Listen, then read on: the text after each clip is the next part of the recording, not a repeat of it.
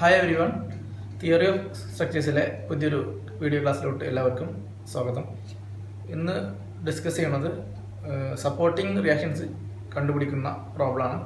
അതുമായി ബന്ധപ്പെട്ടൊരു പുതിയൊരു problem discuss ചെയ്യാം. ഫസ്റ്റ് മോഡ്യൂളിലെ ടോപ്പിക്കാണ് ഇപ്പോൾ നമ്മൾ ഡിസ്കസ് ചെയ്തുകൊണ്ടിരിക്കുന്നത്.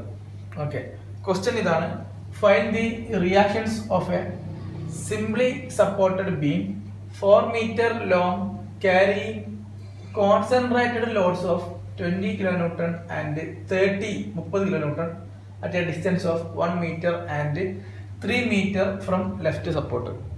ഈ ക്വസ്റ്റ്യൻ്റെ ഒരു പ്രധാനപ്പെട്ട പ്രശ്നം എന്താ വെച്ചാൽ ഫിഗർ തന്നിട്ടില്ല. അതായത് ഇതിന്റെ ഫിഗർ നമ്മൾ വേണം വരയ്ക്കാൻ. ഈ ക്വസ്റ്റ്യൻ ഫിഗർ വരയ്ക്കാനുള്ള ഹിൻസ് എല്ലാം കൃത്യമായിട്ട് തന്നിട്ടുണ്ട്. അപ്പോൾ ഈ ക്വസ്റ്റ്യൻ വായിച്ചിട്ട് ഇതിൽ നിന്ന് നമ്മൾ എന്ത് ചെയ്യണം? ഫിഗർ പ്ലോട്ട് ചെയ്തെടുക്കണം. ഇപ്പൊ നോക്കാം എന്തൊക്കെയാണെന്നുള്ളത്. Find the supporting reactions of a simply supported beam. Simply supported beam ആണെന്നുള്ളത് കൃത്യമായിട്ട് മനസ്സിലായി. അപ്പൊ നമുക്കൊരു സിംപ്ലി സപ്പോർട്ടഡ് ബീം വരയ്ക്കാം. ഓക്കെ, സിംപ്ലി സപ്പോർട്ടഡ് ബീം വരച്ചു. ഇനി അടുത്തതിൽ കാര്യം പറഞ്ഞിട്ടുള്ളത് 4 meter ലോങ്. അപ്പൊ 4 meter ആണ് അതിന്റെ ടോട്ടൽ ലെങ്ത് എന്നാണ് പറഞ്ഞിട്ടുള്ളത്. അപ്പോൾ 4 meter ലെങ്ത് മാർക്ക് ചെയ്തു. സിംപ്ലി സപ്പോർട്ടഡ് ബീമാണ്. 4 meter ലോങ്, 4 meter ലെങ്ത് വരച്ചു. Carrying a concentrated loads of 20 kilonewton and 30 kilonewton. ഇതിന് മുകളിൽ ഒരു 20 kilonewtonന്റെയും 30 kilonewtonന്റെയും ലോഡ് വരുന്നുണ്ട് എന്നാണ് പറഞ്ഞിട്ടുള്ളത്. At a distance of 1 meter. അതിന് മുമ്പ് ഒരു കാര്യം വിട്ടുപോയി, കോൺസെൻട്രേറ്റഡ് ലോഡ്. ഓക്കെ, അതായത് യൂണിഫോമലി ഡിസ്ട്രിബ്യൂട്ടഡ് ലോഡും പോയിന്റ് ലോഡുമാണ് നമ്മൾ ഇത് ഡിസ്കസ് ചെയ്തിട്ടുള്ളത്. ഇവിടെ നോക്കൂ, കോൺസെൻട്രേറ്റഡ് ലോഡ് എന്ന് പറഞ്ഞിട്ടുള്ളത്. കോൺസെൻട്രേറ്റഡ് ലോഡ് എന്ന് പറഞ്ഞു കഴിഞ്ഞാൽ പോയിന്റ് ലോഡാണ്. പോയിന്റ് ലോഡിന്റെ മറ്റൊരു പേരാണ് കോൺസെൻട്രേറ്റഡ് ലോഡ്. ഓക്കെ, അതായത് സിംഗിൾ പോയിന്റിൽ കോൺസെൻട്രേറ്റ് ചെയ്ത ലോഡ് എന്നുള്ള മീനിങ്. രണ്ടും പോയിന്റ് കോൺസെൻട്രേറ്റഡ്, രണ്ടും സെയിം ആണ്. അപ്പോൾ അതിൽ ഇനി സംശയം പാടില്ല. Load of 20 kilonewton and 30 kilonewton. അതായത് 20 kilonewton 30 kilonewtonന്റെയും രണ്ട് പോയിന്റ് ലോഡ് ഈ ബീമിൽ വരുന്നുണ്ട്. പക്ഷെ അത് എവിടെ കൃത്യമായിട്ട് എവിടെ വരിക എന്നുള്ളത് കൂടെ നമ്മൾ ശ്രദ്ധിക്കണം. Distance of 1 meter and 3 meter from left support. അതിലാണ് ഇതിന്റെ പ്രസക്തി. ഇപ്പൊ ഇത്രയും കാര്യങ്ങൾ വരയ്ക്കാൻ എല്ലാവരും പെട്ടെന്ന് ചെയ്യാൻ പറ്റും. പക്ഷെ ഈ രണ്ട് ലോഡ് 20 kilonewton 30 kilonewton മാർക്ക് ചെയ്യണത് മാറിപ്പോയി കഴിഞ്ഞാൽ എന്ത് ചെയ്യും? നമ്മൾ ഫിഗർ തെറ്റും. ഫിഗർ തെറ്റി കഴിഞ്ഞാൽ എന്താ ചെയ്യണതെല്ലാം തെറ്റിപ്പോകും. അപ്പൊ കറക്റ്റ് പ്ലോട്ട് ചെയ്യണം. അപ്പോൾ 20 kilonewton 30 kilonewton at a distance of 1 meter and 3 meter from left support. അപ്പോൾ ഇതിൽ രണ്ട് സപ്പോർട്ട് ഉണ്ട്. അപ്പോൾ നമ്മൾ ഇതിനെ ഇങ്ങനെ ഫേസ് ചെയ്യുന്ന സമയത്ത് നമ്മൾ റൈറ്റ് ഇതാണ്, ലെഫ്റ്റ് ഇതാണ്. അത് റോങ് ആയിട്ടുള്ള മെത്തേഡാണ്. നമ്മൾ ഫേസ് ചെയ്യേണ്ടത് ഇങ്ങനെയാണ്. ഇങ്ങനെ ഫേസ് ചെയ്യുന്ന സമയത്ത് റൈറ്റ് ലെഫ്റ്റ് ഇങ്ങനെയാണ് ഇതിന് സപ്പോർട്ട് വരുന്നത്. റൈറ്റ് സപ്പോർട്ട്, ഇത് ലെഫ്റ്റ് സപ്പോർട്ട്. നമ്മൾ ഇതിനെ ഫേസ് ചെയ്യുന്നത് എങ്ങനെയാണോ അത് വെച്ചിട്ടാണ് അതിന്റെ റൈറ്റും ലെഫ്റ്റും തീരുമാനിക്കേണ്ടത്. ഓക്കെ, അങ്ങനെ നോക്കുകയാണെങ്കിൽ ഇത് റൈറ്റ്, ഇത് ലെഫ്റ്റ്. ഞാൻ ജസ്റ്റ് നിങ്ങൾക്ക് ഓർമ്മയ്ക്ക് വേണ്ടി റൈറ്റ് ലെഫ്റ്റ്. ഇതിന് വേറെ മീനിങ് ഒന്നുമില്ല. ഇനി ഇത് റിയാക്ഷൻസ് ആണ്, ആ പേരുകളൊക്കെ മാറ്റം വരും. കുറച്ച് നേരത്തേക്ക് ഒന്ന് ഓർമ്മിക്കാൻ വേണ്ടിയിട്ട് റൈറ്റ് ലെഫ്റ്റ് എന്ന് മാർക്ക് ചെയ്യണം. ഓക്കെ, അപ്പൊ ഇതിൽ പറഞ്ഞതാണ് 20 kilonewton 30 kilonewton at a distance of 1 meter and 3 meter from left support. Left സപ്പോർട്ടിൽ നിന്ന് 1 meter ഡിസ്റ്റൻസിൽ 20 kilonewton 3 meter ഡിസ്റ്റൻസിൽ 30 kilonewton ലോഡും ആക്ട് ചെയ്യേണ്ടതെന്നാണ് പറഞ്ഞിട്ടുള്ളത്. ഇത് നോക്കുക, 20 kilonewton കറസ്പോണ്ടിങ് ഡിസ്റ്റൻസ് പറഞ്ഞാൽ 1 meter. കാരണം ആദ്യം 20, അപ്പൊ ആദ്യമുള്ള ഡിസ്റ്റൻസ് 1, ദെൻ 30 kilonewton, എന്നിട്ട് രണ്ടാമത്തെ ഡിസ്റ്റൻസ് രണ്ടാമത്തെ ലോഡിന് റെസ്പെക്റ്റീവ്ലി അങ്ങനെയാണ്. Okay, from left support. അപ്പൊ ഞാനത് വരയ്ക്കാണ്. 1 meter ഫ്രം ലെഫ്റ്റ് സപ്പോർട്ട്. അവിടെ എന്ത് വരുന്നു? ഒരു 20 kilonewton ലോഡ് വരുന്നു. അടുത്ത ലോഡ് ഏതാണ്?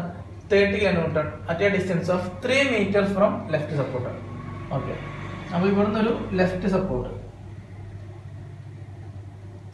3 meter, അടുത്ത ലോഡ് 30 kilonewton. ഓക്കെ, അപ്പോൾ ഈ രീതിയിൽ വേണം ഫിഗർ വരയ്ക്കാൻ. ക്വസ്റ്റ്യൻ വായിച്ചിട്ട് കറക്റ്റ് ഫിഗർ പ്ലോട്ട് ചെയ്യണം. ഇതിൽ എന്തെങ്കിലും ഒരു കാര്യം മാറിക്കഴിഞ്ഞാൽ ഫിഗർ തെറ്റും. നേരത്തെ പറഞ്ഞ പോലെ ആൻസറും തെറ്റും. അപ്പോൾ വളരെ കൃത്യമായിട്ട് ക്വസ്റ്റ്യൻ വായിച്ചിട്ട് വേണം ഫിഗർ വരയ്ക്കാൻ. ഓക്കെ, ഫിഗർ കിട്ടി. ഇനി കാര്യങ്ങളെല്ലാം ഈസിയാണ്, നമുക്ക് ചെയ്ത് നോക്കാം. നമ്മുടെ കയ്യിൽ 3 ഇക്വേഷൻ ഉള്ളത്. Sigma fx = 0, sigma fy = 0, sigma m0 = 0. അതിൽ നമ്മൾ സിഗ്മ fx എടുക്കുന്നില്ല, കാരണം ഇതിൽ ഹൊറിസോണ്ടൽ ഫോഴ്സ് ഒന്നുമില്ല, എല്ലാം വെർട്ടിക്കലാണ് എന്നുള്ളതുകൊണ്ട് നമ്മളത് മൈൻഡ് ചെയ്യുന്നില്ല.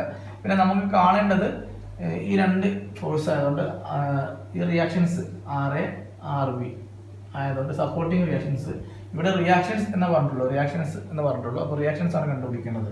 അതായത് സിമ്പിളായി പറഞ്ഞാൽ RA കണ്ടുപിടിക്കണം, ദെൻ RB കണ്ടുപിടിക്കണം. അപ്പോൾ ഈ രീതിയിൽ നമുക്ക് ചെയ്ത് നോക്കാം. നമ്മൾ എടുക്കുന്ന first equation sigma FY = 0. Okay, ഈ ചെയ്ത് നോക്കാം. നമ്മൾ അപ്വേർഡ് പോസിറ്റീവും ഡൗൺവേർഡ് നെഗറ്റീവും ആയിട്ടാണ് ഫോഴ്സിന്റെ കേസിൽ എടുത്തിട്ടുണ്ടായിരുന്നത്. അപ്പോൾ RA മുകളിലോട്ട് പോസിറ്റീവ്, ദെൻ ഡൗൺവേർഡ് ഒരു 20 kN, 20, പിന്നെ ഒരു 30 വരുന്നുണ്ട് ഡൗൺവേർഡ്, അപ്പോൾ 30, then upward plus RB. Okay, കണ്ടോ, അപ്വേർഡ് വന്നതെല്ലാം പോസിറ്റീവും ഡൗൺവേർഡ് വന്നതെല്ലാം നെഗറ്റീവ് ആയിരുന്നു. ഇനി ഇതൊന്ന് ചെയ്ത് നോക്കാം. RA -20 -30 എന്ന് പറഞ്ഞാൽ -50. ഡൗട്ടുള്ളവർ കാൽക്കുലേറ്റർ വെച്ചിട്ടൊന്ന് ചെയ്തിട്ട് ഉറപ്പ് വരുത്തുക. Plus RB = 0. ഇനി ഇതൊന്നും കൂടെ ചെയ്ത് നോക്കാം. RA പ്ലസ് RB, അത് അറിയാത്ത അൺനോൺസ് ആയിട്ടുള്ളത് പുറത്ത് നിർത്തിയിട്ട് ഈ -15 ഇക്വേഷൻ്റെ റൈറ്റ് സൈഡിലോട്ട് കൊണ്ടുപോയി. അപ്പോൾ 50 വരും. ഈ ഇക്വേഷൻ നമ്പർ 1 എന്ന് കൊടുത്തു. ഓക്കെ, ജസ്റ്റ് ഐഡൻറ്റിഫൈ വേണ്ടി ബോക്സിലാക്കി ഞാനിത് ഇവിടെ നിന്ന് എഴുതി വെക്കുന്നുണ്ട്. RA plus RB = 50. ഓക്കെ, ഇനി അടുത്ത ഇക്വേഷൻ എന്നുള്ളത്,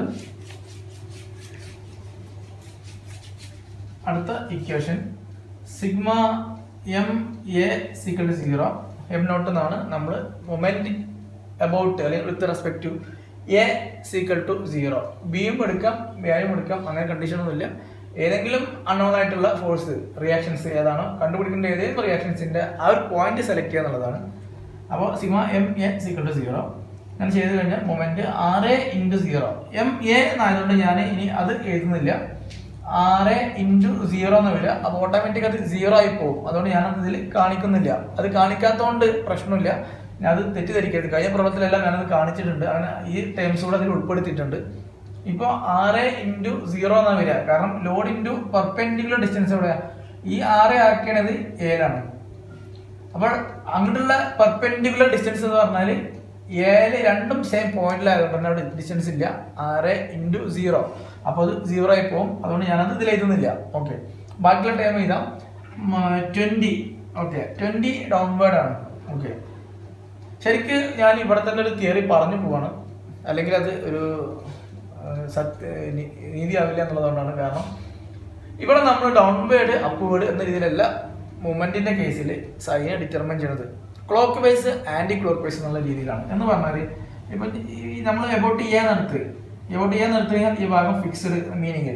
അപ്പൊ ഇവിടെ ഒരു ലോഡ് ഇങ്ങനെ വന്നു കഴിഞ്ഞാൽ ഇതിന്റെ മൊമെന്റ് എന്ന് പറഞ്ഞത് ഇങ്ങനെയാണ്, ക്ലോക്ക് വൈസ് ആണ്. ക്ലോക്ക് വൈസ് എന്ന് പറഞ്ഞാൽ ക്ലോക്കിൽ സൂചി ഉണ്ട്, ഹവർ സൂചി എല്ലാം ഉണ്ട്. ഇതെല്ലാം മൂവ് ചെയ്ത് ഈ ഡയറക്ഷനിലാണ് അല്ലെ, ഇങ്ങനെ മൂവ് ചെയ്യുക.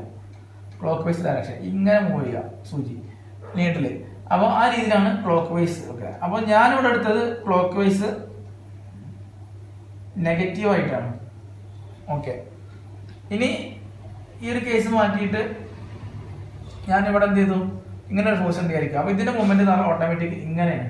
അതായത് ഈ ആന്റി ക്ലോക്ക് വൈസ് നീഡിൽ ഇങ്ങനെ മൂവ് ചെയ്യണ പോലെ, അതാണ് ഇതിന്റെ moment, anti clock vice.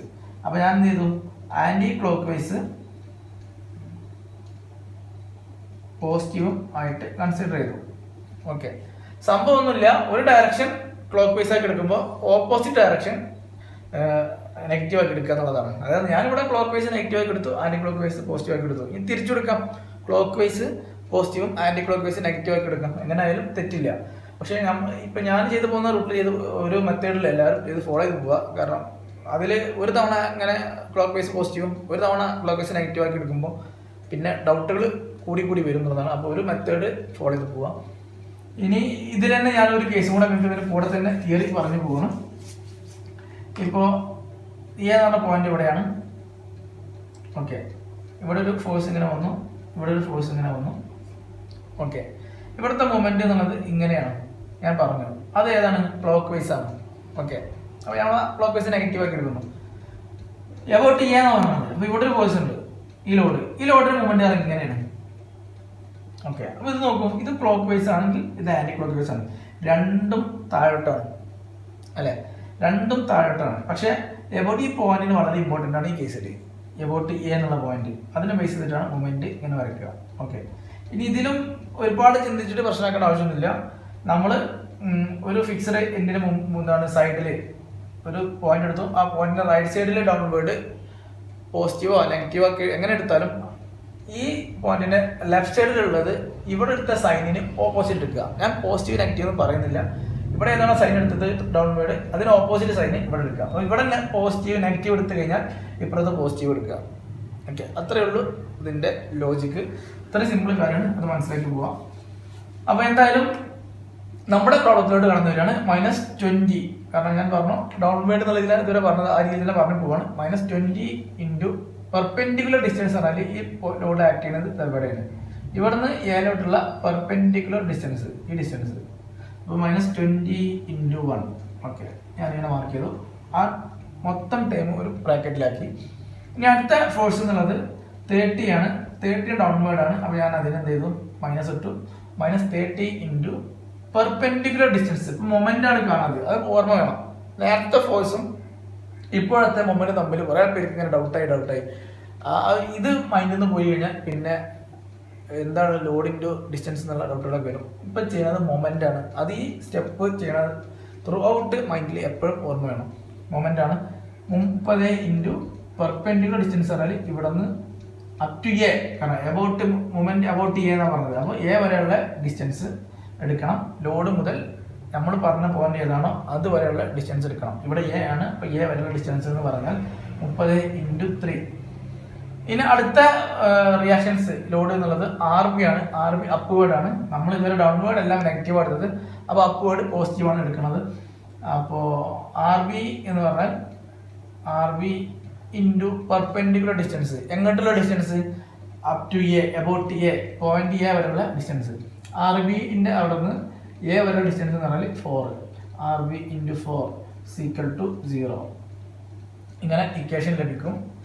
Okay, ഇനി നമ്മൾ ഇത് ചെയ്ത് നോക്കാം. ഞാൻ ഇവിടെ ഡിസ്റ്റൻസ് സ്പേസ് ഇല്ലാത്തതുകൊണ്ടാണ് താഴെ എഴുതിയത്. അതൊന്നും മിസ്അണ്ടർസ്റ്റാൻഡിങ് വരാൻ കാരണമാകരുത്. Okay, -20 into 1 -20, -30 into 3 -90, plus 4 RB equal to 0. Okay, -20 -90 എന്ന് പറഞ്ഞാൽ -110, 110 എന്നുള്ള വാല്യൂ വരും. Plus 4 RB equal to 0. ഇനി 4 RB ഈക്വൽ ടു -110 -100 പ്ലസ് 10നെ റൈറ്റ് സൈഡിലോട്ട് കൊണ്ടുപോവാണ്. അപ്പോൾ പ്ലസ് 110 എന്നുള്ള വാല്യൂ കിട്ടും. Then RB equal to 110 divided by 4 എന്ന് ചെയ്യാം അല്ലേ. 4 ഇൻറ്റു RB, ഈ 4 ഇവിടെ ഇൻറ്റു RB എന്നുള്ളത് അങ്ങോട്ട് പോകുമ്പോൾ ഡിവിഷൻ വരും. 110 ബൈ 4 സോൾവ് ചെയ്യുമ്പോൾ 27.5 ന്യൂട്ടൺ എന്ന ആൻസർ ലഭിക്കും. ഞാൻ ഈ ആൻസർ മാത്രം RB ഈക്വൽ ടു 27.5 ന്യൂട്ടൺ എന്നുള്ളത് ബോക്സ് ആക്കുകയാണ്. ഇതിന് ഇക്വേഷൻ നമ്പർ 2 എന്ന് കൊടുത്തു. ഓക്കെ, ഇവിടെ സ്പേസ് ഇല്ലാത്തതുകൊണ്ടാണ് ഇവിടെ എഴുതിയത്, വേറെ ഒന്നും കൊണ്ടല്ല. അല്ലാതെ ഇവിടെ എഴുതാനുള്ള ഒരു റൂള് അങ്ങനെയൊന്നുമല്ല. ഇവിടെ സ്പേസ് ഇല്ലാത്തതുകൊണ്ടാണ് ഇവിടെ എഴുതിയത്. സ്പേസ് ഉണ്ടെങ്കിൽ താഴത്തിന് എഴുതേണ്ടതാണ്. ശരി, ഓക്കെ. അപ്പോൾ RB ഈക്വൽ ടു 27.5 എന്നുള്ള ആൻസർ ലഭിച്ചു. ഇനി ഞാൻ എന്ത് ചെയ്യാണ്, നമുക്ക് RB കിട്ടി. ഇനി RA കൂടി നോക്കാം. ഇക്വേഷൻ 2 in 1, അതായത് ഇക്വേഷൻ 2 in 1 പ്ലേസ്, ഇവിടെ വേണമെങ്കിൽ പ്ലേസ് പുട്ട് എന്നൊക്കെ കൊടുക്കാം. Put equation 2 in 1, equation 2 in 1 place ചെയ്യാം. അപ്പോൾ ഇക്വേഷൻ 1 എന്ന് പറഞ്ഞാൽ RA പ്ലസ് RB എന്ന് പറഞ്ഞാൽ നമുക്കറിയാം 27.5 ഈക്വൽ ടു 50 എന്നാണ്. 50. ഇത് സോൾവ് ചെയ്ത് കഴിഞ്ഞാൽ RA ഈക്വൽ ടു 50 മൈനസ് 27.5 ഇക്വേഷൻ്റെ ലെഫ്റ്റ് സൈഡിൽ പോസിറ്റീവാണ്, റൈറ്റ് സൈഡിലോട്ട് പോകുമ്പോൾ 27.5 വരും. സോൾവ് ചെയ്ത് കഴിഞ്ഞാൽ 22.5 ന്യൂട്ടൺ എന്ന ആൻസർ ലഭിക്കും. RA ഈക്വൽ ടു, അപ്പോൾ RA equal to 22.5 newton, RB equal to 27.5 newton എന്ന ആൻസർ ലഭിക്കും. ഇതിൽ ചെറിയൊരു മെത്തേഡ് മിസ്റ്റേക്ക് വന്നത് കിലോ ന്യൂട്ടൺ എന്നാണ് യൂണിറ്റ്, ഞാൻ ന്യൂട്ടൺ എന്നാണ് എഴുതി പോയത്. അത് ആൻസറിലൊന്നും തെറ്റ് വന്നിട്ടില്ല, അതായത് ന്യൂമറിക്കൽ വാല്യൂവിൽ തെറ്റ് വന്നിട്ടില്ല. യൂണിറ്റ് ചെയ്തപ്പോൾ ചെറിയൊരു മിസ്റ്റേക്ക് വന്നിട്ടുണ്ട്. ന്യൂട്ടൺ എന്നല്ല കിലോ ന്യൂട്ടൺ ആണ് കാരണം കേട്ടോ. കിലോ ന്യൂട്ടൺ ലോഡ് എന്നാണ് പറഞ്ഞിട്ടുള്ളത്. അപ്പോൾ ആൻസർ കിട്ടി RS = 22.5 kilo newton, RB = 27.5 kilo newton. ഈ പ്രോബ്ലം മനസ്സിലായി എന്നാണ് പ്രതീക്ഷിക്കുന്നത്. സിമ്പിൾ ആയിട്ടുള്ള പ്രോബ്ലമാണ്. പ്രോബ്ലം ചെയ്ത് നോക്കുക. ഇതേ ടൈപ്പ് പ്രോബ്ലം ക്വസ്റ്റ്യൻസ് ഞാൻ തരാം, അത് സോൾവ് ചെയ്ത് നോക്കാം. ഡൗട്ടുകൾ ഉണ്ടെങ്കിൽ കോൺടാക്ട് ചെയ്യാം. നന്ദി.